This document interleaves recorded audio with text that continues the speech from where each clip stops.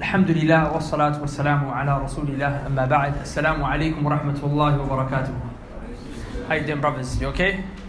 And sisters, wherever they are, hope they're well as well.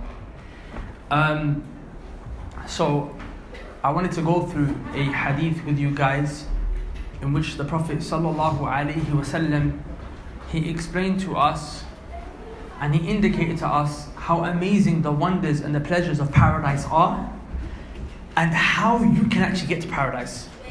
And within that same hadith, the Prophet ﷺ gave us an ishara. He gave us an indication with regards to how painful and how traumatizing and tormenting the punishment of the hellfire is, and also how people end up in the hellfire. So on one hand, the hadith tells us the amazing wonders of paradise, and it also tells us why people are not able to make it to paradise. Why they can't make it there. It tells us the pain and the trauma of the hellfire.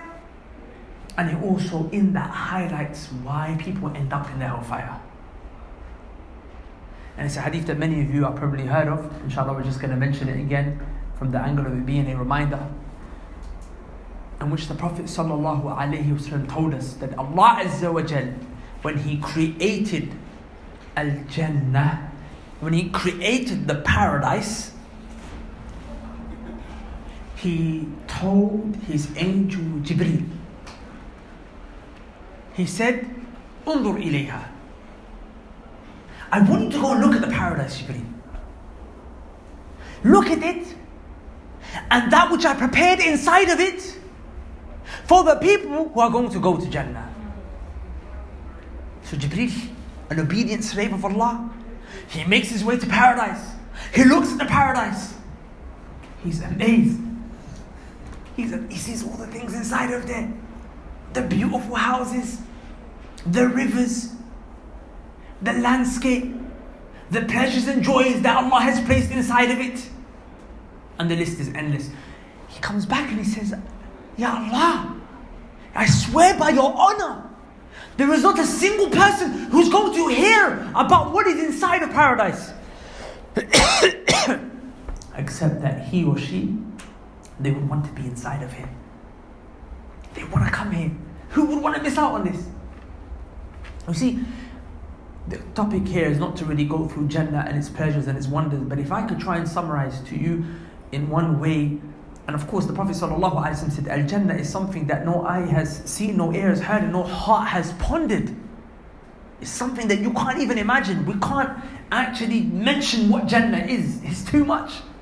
Like I imagine that, like a person's head will explode out of just happiness. Look at Jannah really, like you probably won't be able to hack it. But the best way for me to kind of summarize that, I don't know, just me personally, this might not be for you, but when I hear about the women in Jannah and the rivers of wine and the houses, Jannah just seems like a halal party, like a house party to me, like a halal one though. The wine don't get you drunk. The women, it's not zina because they're yours. And sisters are gonna have their party as well. But the point is, Jannah is like a halal rave. Like it's just like a halal party. So Jibreel is there like, Ya Allah, like no one's gonna want to miss this. This. No one's gonna miss this. Imagine a party for eternity, and a party never stops. That party never stops, and each day is better than the day before it.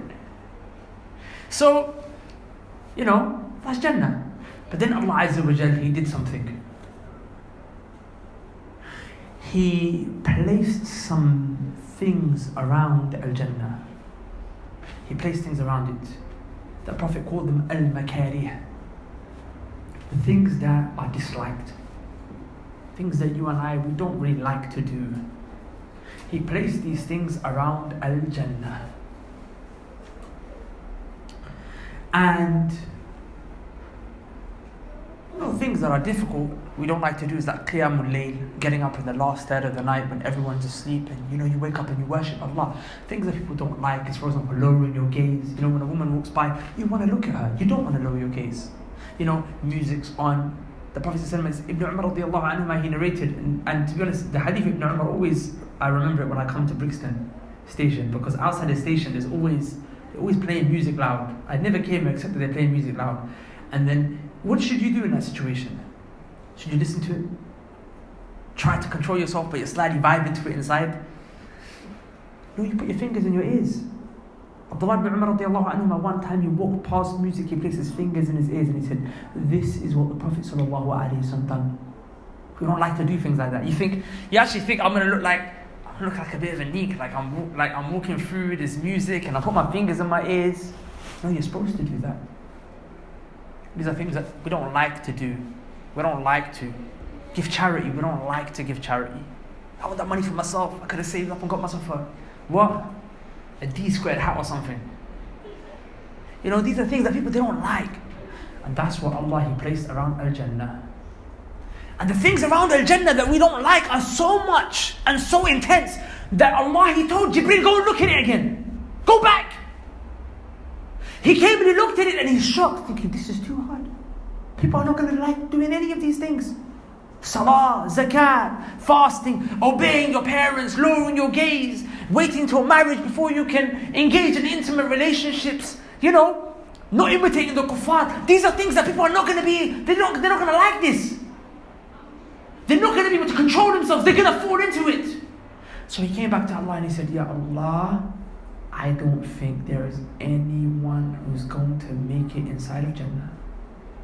If in order to get to Jannah, you have to do all of those things that people don't like to do, Ya Allah, who's going to make it there?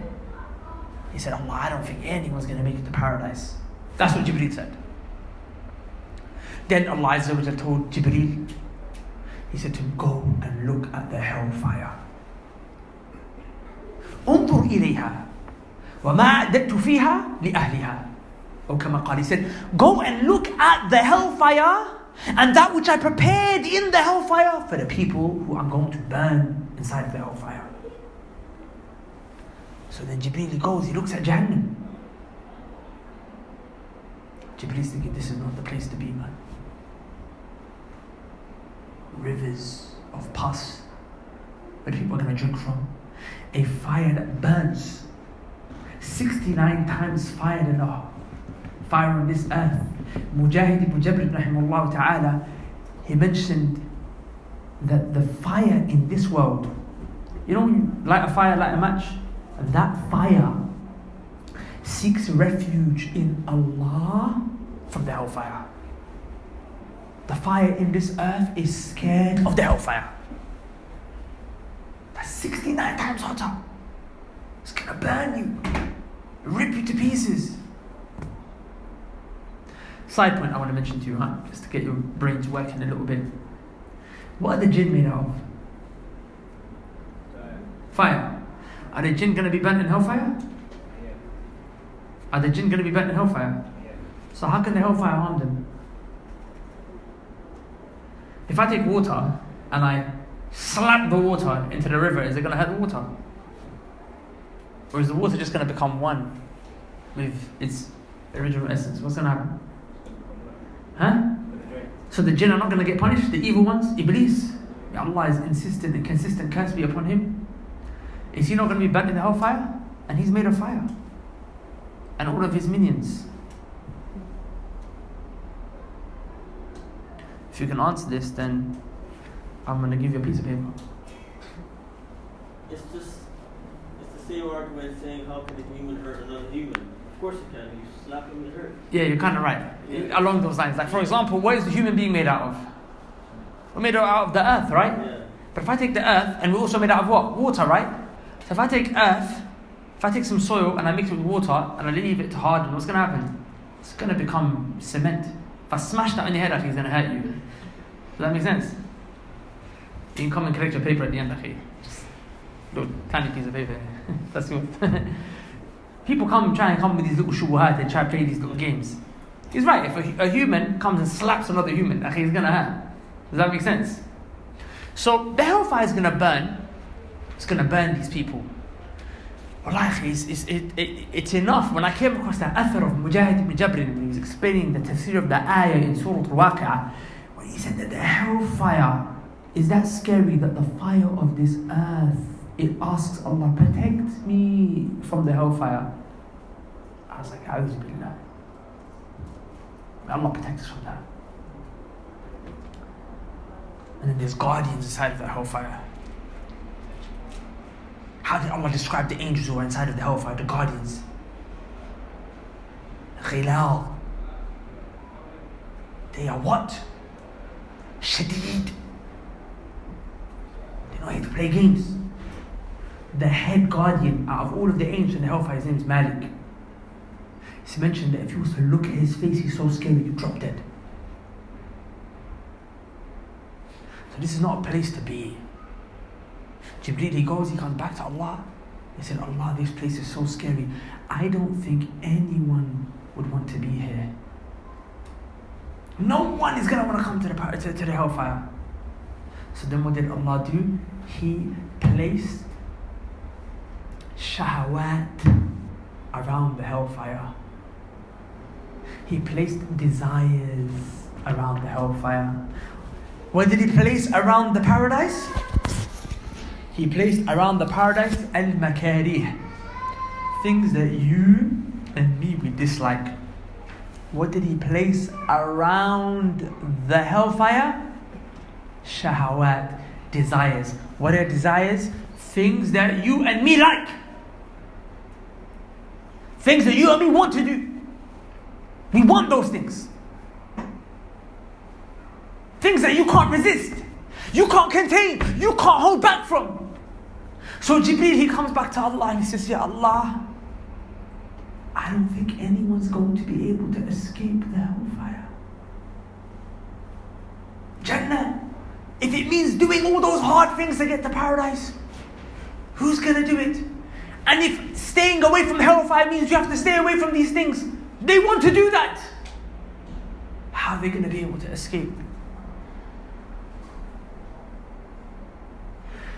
Now, Imam Al-Qurtubi rahimahullah ta'ala, he explained the makarih and the shahwat a little bit more. Because the al-makarih are the things that you and I need to do if you want to make it to paradise. You want that house in paradise, you want that river of wine, river of milk, river of honey, and then you want the honey in paradise, then what? You need to do the makarih. And if you want to stay away from all of the pain and the torment and the punishment inside of the hellfire, you need to do what? You need to stay away from the shahwat. You need to stay away from the desires. Are you hearing me? You need to stay away from the desires. So what are the al-makari? Imam al-Qurtubi said, the makari are the things that you and I, our nafs, our soul, our nafs, it doesn't like to do them. Anything that our soul doesn't want to do, what is that? That's makari. That's something that you need to force your soul to do. When you're sitting there thinking, you know what? It's late, I had a long day, Isha's late, it hasn't kicked in, let me just go sleep and not pray Isha. That time your soul, it doesn't want to pray Isha. You need to fight it. Anytime you find your heart, your soul is saying, I don't want to do this, do it. Force itself to do it. Because that is how you pave the way to Jannah. Sometimes you give money, you're in a masjid. You might have £50 in your pocket, £40 in your pocket. So you go past the bucket, what do? You throw a little £5 in there. Maybe throw a little £1 in there. That's easy though. That £5, don't think you've done something good. That's just to make yourself feel good. Like, look at me, I gave some charity today. Do it to the point where it hurts. £10. 15. Ya Allah.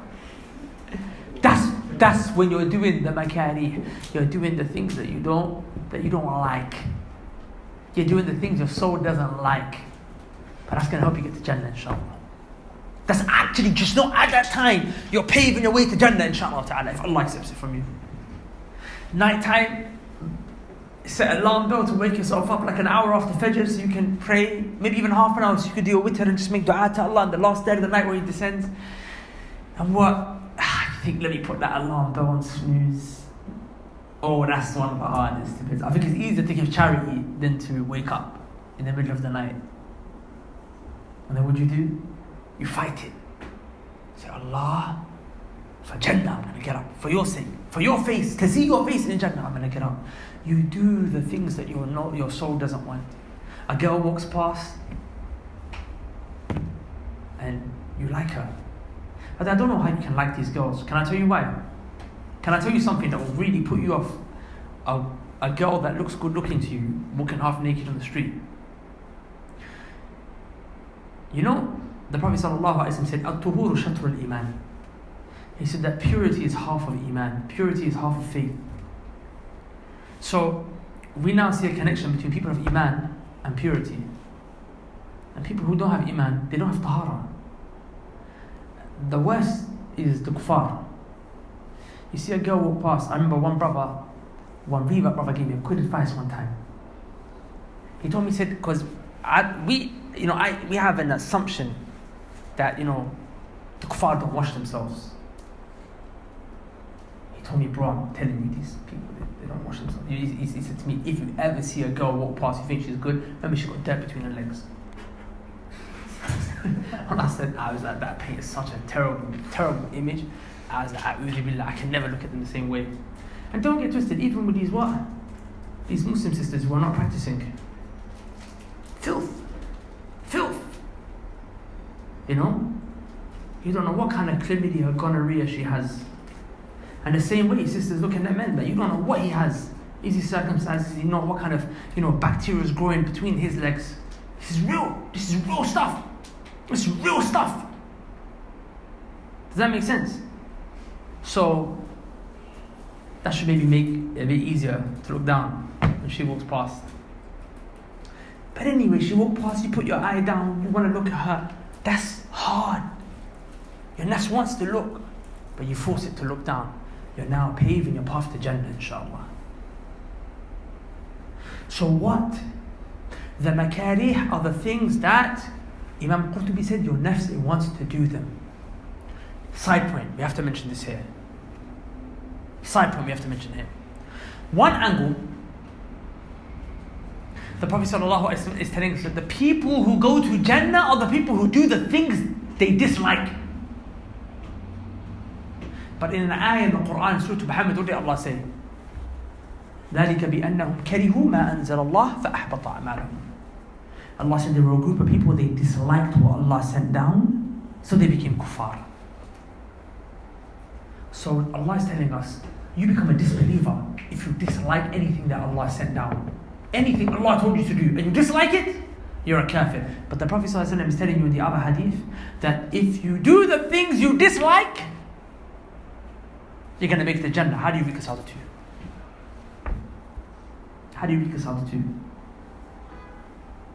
Is it aqidah, brothers? So you have to be on point. Yes? Take it to the understanding of the Sahaba. Say that again? Take it to the understanding of the Sahaba. Okay, so what's the understanding? So, what they would say, I haven't read the book, so I don't know. That's a good answer though. You can never really go wrong with that one. Go on, Akhi. Is it that when they're talking about Allah saying it, actual disliking the actual thing from the heart, where when we talk about abstaining from it? Not really, no. So, what they mean by this, like something you find difficult, finding it hard, whereas you actually love it because Allah loves it and you're coming closer to it. That's your love and not disliking it. But if you physically hate the action, if you hate what Allah has So you're saying if you hate the hukum, the salah is the action Allah told you to do. You hate the salah, then that's kufr. That's kufr. But then what's not kufr? That you should like that feeling of laziness. Okay, the outcome, that which you have to do in order to do the hukum. Yeah. So for example, if a woman says, I hate the hijab, a'udhu billah. The hijab is from the commands of Allah. You're not allowed to hate the hukum of Allah. You're not allowed to say, I dislike the hijab. As these hijabi YouTubers, they come out, they became famous with the hijab, and then when they got their fame, they started making videos. I don't even like the hijab. A'udhu billah. Kufr. I'm not saying that's takfir, you do takfir on them. It's a topic and a discussion for a different day. I'm not saying you go around call them a kafir, but I'm saying that this statement is a statement of kufr. But if she was to say, I don't like the insecurity I have to feel as a result of wearing the hijab, no problem. I don't like the evil looks that the non-Muslims give to me when I wear the hijab. Okay, that's fine. She doesn't hate the hijab. but she hates the things that come as a result of wearing the hijab. He doesn't hate the salah, but he hates the things that come as a result of him having to pray. For example, I might get sacked from work if my employee sees me, just wandering off to pray. Does that make sense? You can't hate the ruling, but what you can hate is the thing that happens as a result. And that's what Allah Azza wa Jalla said in Surah Al-Baqarah. That the fighting has been prescribed for you. But what? وَهُوَ كُرْهٌ لَكُمْ. But you dislike it. It's not the fighting, it's not jihad that the Sahaba disliked. That would have been kufr. But what they disliked was the bloodshed. They might lose their life. They might have to lose money, spending time away from your parents, from your children. That's what they dislike, that which should happen. So when the Prophet ﷺ is telling us in this hadith that Allah, He placed the things that are disliked around paradise, the Prophet is not contradicting وَالْعِيَاذُ بِاللَّهِ. He's not saying that salah is disliked and charity is disliked. But no, what is disliked is the consequences that come as a result of charity. That you might be poor now, you might give up your own money, you might not be able to do the things that you wanted to do. What's disliked is not the fact you have to lower your gaze when a naked woman or a woman walks by. It's what? It's the fact that you don't like to do that because you're like, I wish I could look at her. Does that make sense? Is that clear? It's a very important mas'ala that you have to be attentive of. Good. Now, just quickly, the next part of the hadith. Jahannam. Allah, He placed around of Jahannam what? The shahawat, the desires. Imam Qurtubi said, if he said that the makarih, the things that you dislike, are the things that your nafs doesn't want to do, then what would the shahawat be? What would the shahawat be? The things that your nafs, it wants to do. The things that your soul wants to do. And what is the default position of your soul? What is the default position of your nafs? What did Allah say in Surah Yusuf? In the nafs, amaratun bisu. The nafs, it commands to evil. Your nafs it sees money. Ooh, no one's looking. Let me take. Your nafs, it sees someone's talking rubbish to you. Cameras are not looking. Spark him in the face. Your nafs what? No one's around. Let me go onto the internet. Let me watch some filth. That's what your nafs wants to do. Uni loan, interest. It wants, mortgage. No one's looking. You just quickly, go to HSBC quickly. Give me a little mortgage there. It wants to do these things. Your nafs wants to do evil. Are you hearing me? So then if you want to make it to Jannah, every time you fight what your nafs wants to do, and you don't do it, what happens? What do? You're paving your way to Jannah, inshallah. Every time there is something that you don't want to do, you do it, you're inshallah paving your way to paradise. Every time you stay away from something your soul wants to do, that's evil. What happens? You're protecting yourself from hellfire. Eventually, you know what will happen, brothers and sisters? You'll get to a point where you will only want to do what is correct. The Prophet ﷺ said, لا يؤمن أحدكم حتى يكون هواه تبعا لما جئت به. Or كما قال. The Prophet ﷺ said, none of you will be real believers. You will not be a true believer until your desires are in line with that which I came with. So eventually you get to a point where you start to hate the shahwat. And you start to love qiyamul layl, love sadaqah, love seeking knowledge, love talab al-ilm, love reciting Quran, love obeying your parents, love helping the elderly, love removing harm from the streets. You love it. You live for it. Everyone thinks you're strange. Look at this stranger. What's he doing? Everyone's outside in the clubs. People are going what? Traveling across countries for festivals. But you travel across country what? To live in a little shack somewhere in some third world country, running after a sheikh, begging him, please, can you teach me some Arabic? He tells you, listen, milk my donkey first. I don't know if you can even milk a donkey, but he'll tell you something like, take care of my donkey, stay with my donkey. And you're thinking, everyone's thinking, what's this guy doing? Everyone from his school is like in a rave with girls, having a good time, and he's chilling with donkeys. He loves it though. And he said he finds joy in it. Because he knows, what am I doing? I'm fighting my nafs. I'm humiliating myself because of the knowledge the Shaykh is going to teach me. Then he gives it to me. And what? He becomes knowledgeable. He recites the Quran. He understands the words of Allah. He finds joy in it. He finds joy in the speech of Allah. You and me, what? What me and you? Wallahi, we're so deprived. We get bored, we go online, we watch a video on YouTube to pass our time. We go on Instagram. Like in the people of knowledge, what do? They open up the Quran and they conversate with Allah. Me and you, we have to watch a vlog to see what the people are doing online. Instagram, Snapchat, waste time, because that's the only way we can entertain ourselves. But the people of knowledge, what do? They open up the Quran and they understand what is inside. Now, if it would be enjoyable and sweet to listen to the speech and the statements of men, then what would it be if you could engage with the speech and the statement of the King of men? The King of Kings. Does that make sense? So eventually it's not to become a bit like what people look at you as crazy. He wants to just do these things. Everyone's sleeping, he wakes up at night. It's true. He does. Because when nighttime comes, what happens? When nighttime comes, what happens? Every lover is in bed with the one that he loves. The husband's with his wife, the wife's with the husband, the wife's with the child. But he loves Allah. She loves Allah. So she stands in prayer, speaking to Allah. And that's when you become a true believer. Does that make sense? Inshallah, just to summarize, and I'm going to leave it here on these last 2 points. Imam Qadi Iyad, rahimahullah ta'ala, on this hadith, he mentioned something powerful. He divided the makarih, the things that the soul dislikes, into 3. If you remember these 3 and you write these 3 down, then know that all of the evil things that you want to do, they come back to these 3 things. They come back to these 3 things. And as long as you can protect yourself from these 3 things, inshallah, you protect yourself from hellfire. And you'll be on the path to Jannah, inshallah. Number 1, he said women. Women will take you to the hellfire, my brothers. Women also sadly take themselves to the hellfire. The Prophet ﷺ said that the people are going to be in hellfire for what's the most common thing that they're going to be in hellfire for?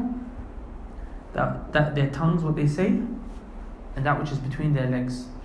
The sin that they do with their private parts. Wallahi, think about it. Why do people sell drugs for the women? Why does a guy take a riba loan? He wants to get married. The dowry is so big, so he takes a loan. They take a loan for the house, take a loan for this, take a loan for that. Why is it that we're doing so much sin, so much filth that we're doing? It's because of what? Because of women. It's got to the point where people now come to Islamic classes. There's girls there, there's guys here. They come to the Islamic classes together. Like boyfriend, girlfriend actually come to class together. That's good that they are class, but like the mentality is a bit twisted. And some brothers actually come to the class to find a girl. And sisters, like there's a masjid that I go to in West London, and the girls actually started to wait outside the masjid. They'd run, as soon as the class over, they'd run to the front. Why? So the guys can see us. That was actually a thing. And I'm thinking to myself, this is a joke. Like in the deen, like as in the masjid, you lot are looking for illegal relationships. And don't tell me, oh, I want to get married. Shut up, that's a joke. If you want to get married, you go to the dad. People think, oh, I can talk to a girl because I'm going to get married. Get the hell out of it.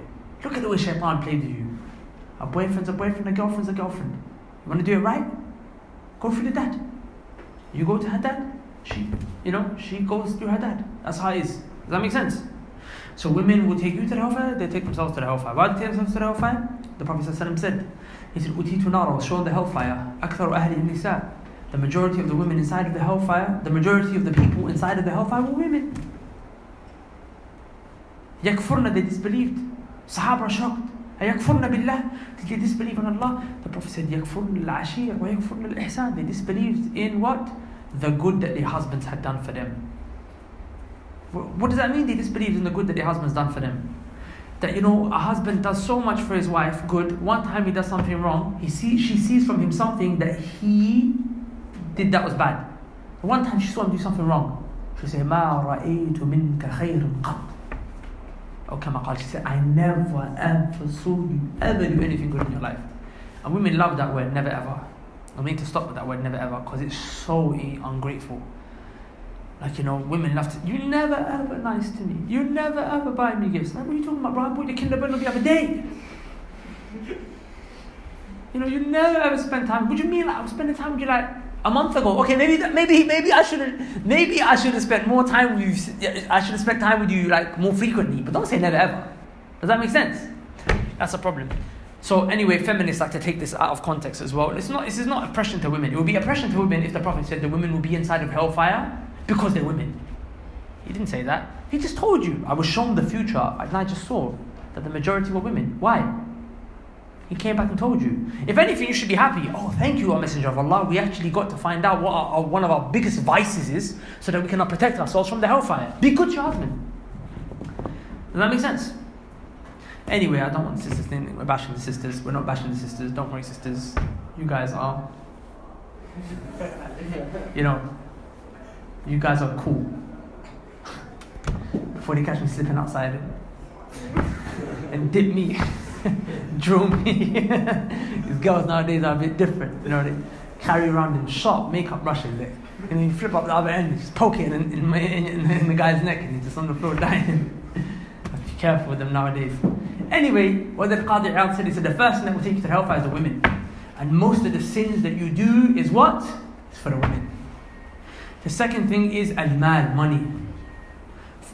People do haram for money and they do haram for women. These are the two things that people do haram for. The men do haram to get the women. The women do haram to get the money. You ask a man, "Hey brother, why are you working so hard? Why are you selling drugs? Why are you doing this? Is it because of the money?" Nah, it's for the woman. I'll be honest with you, look, we're all men, we're in a room for the men. Most of us would not have a problem living in our mum's house forever. Yeah, eating, you know, curry or whatever it is that you eat. You know what I'm saying? Just, you know, growing a pot belly and just, you know, living our life. As long as our wife didn't have an issue with it. The only reason you try to go gym, you know, make some money, get some nice clothes, keep getting a little shape up, taper fade, and doing all those little things there is because you want a woman. Does that make sense? That's why you notice, and this is a true fact, wallahi, whenever a brother gets married, you start to see him start to grow a belly. It's like, I got the girl now. So then what happens? Belly grows, this happens, that happens, he starts farting, you start, you know, finding, like curry stains on his beard, like, bro, what happened, like, you know what I'm saying? Start smelling the beard, like, what happened? You don't use soap anymore, you know what I'm saying? What's going on? Why? Because you got the woman now. Does that make sense? It's in order to get the woman that a man will do haram. But if you ask a woman, hey, why are you doing all these sins? Why are you doing all these sins? Is it for the men? Is it to get the man? No, it's to get the money that the man has. She wants the money that the man has. She wants the money that he has. So she puts on that makeup and those tight clothes. Why? Because she wants to find the guy who's got what? The most, you know, what's a better, I don't know a better way to put it, like they call it, status. The best status. Does that make sense? Then that's the fitna of the women. The fitna of women is what? Is money, material things. The fitna of men is women. Men gain material things in order to get the women. The women gain men in order to get the material things. So they're doing haram for that. And the last thing that Imam Qadi Iyad mentioned, which will be something that you dislike, that you have to avoid in order to get to Jannah, is al-jah, which is reputation. Why you talk about your mum? Because you feel like you're something. Why are you out there on the streets gangbanging? Why are you out there pulling out a knife when someone talks rude to you? Why are you doing these things? What? Your reputation. You can't let my man talk to you like that. Are you being serious? Go show him what time it is. Who does he think he is? You think you're someone. For your self-respect. Why is it that, you know, people when it comes to weddings, you know, like Asian weddings, you know, they splash out all this money and do all this haram. Why? Because they're going to look at us and think we're broke. So these are the three things, stay away from them, inshallah ta'ala, and Allah will take you to paradise, and I ask Allah Azza wa Jalla to grant each and every single one of you Jannatul Firdaus al-A'la, ameen. Subhanak Allahumma bihamdik, ashhadu an la ilaha illa anta, astaghfiruka wa atubu ilayk. Assalamu alaikum wa rahmatullahi wa barakatuh. Yo, what's going on, bro? yeah, I got the thing. What? How much is in there? 20 mil. You being serious? Yeah, hold that. It's yours now.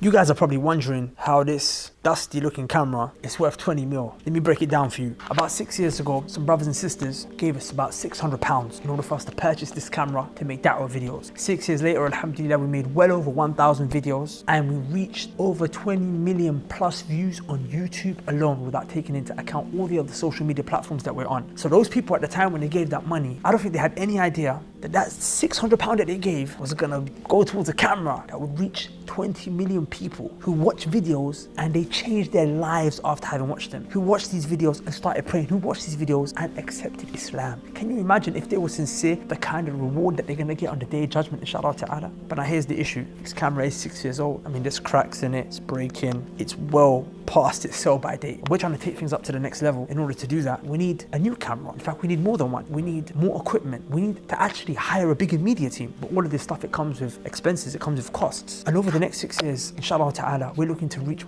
well over 20 million people. Now look, I'm gonna be direct with you. I'm about to ask you for some money to put towards the da'wah for the sake of Allah. But before I do that, I wanna tell you some figures, some statistics to show you the kind of reward that you might be looking at, inshallah, if you come with sincerity and the donation. Just take a look at the kind of numbers we have over the last 90 days. Over the last 90 days, we received over 1.4 million views on our YouTube channel alone. That's 466,000 views every 30 days. That's 15,555 views per day. That's right. You could be in your sleep, sleeping 6, 7, 8 hours a day, however much you sleep, and you're just earning a reward, inshallah ta'ala. Why? Because you gave a bit of money that went towards a very big project. Now, with that 15,000 odd views a day, if you average that out across 6 years, which is the lifespan of this camera, do you know how much reward that is, inshallah? That's 34,065,450 views.